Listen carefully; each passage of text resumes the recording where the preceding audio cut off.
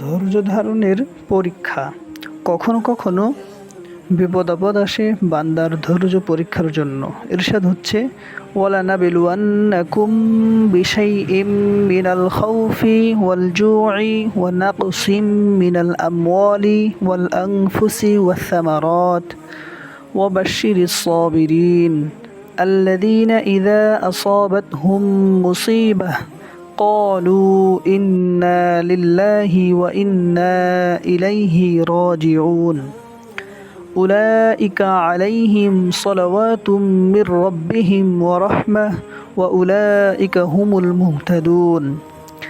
আমি অবশ্যই তোমাদেরকে পরীক্ষা করব কিছু ভয়, ক্ষুধা এবং জান মাল ও ফল ফলাদির স্বল্পতার মাধ্যমে। আর আপনি ধৈর্যশীলদের সুসংবাদ দিন।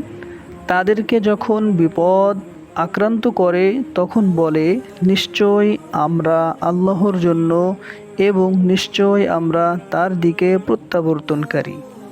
তাদের উপরই রয়েছে তাদের রবের পক্ষ থেকে মাগফিরাত ও রহমত এবং তারাই হিদায়াতপ্রাপ্ত।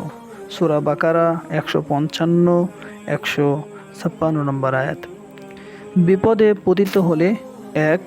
ইন্না লিল্লাহি ওয়া ইন্না ইলাইহি রাজিউন বলা। 2. ধৈর্য ধারণ করা। যারা এ দুটি কর্ম সম্পাদন করবে তাদের জন্য মাগফিরাত ও রহমতের সুসংবাদ দেওয়া হয়েছে এই আয়াতে।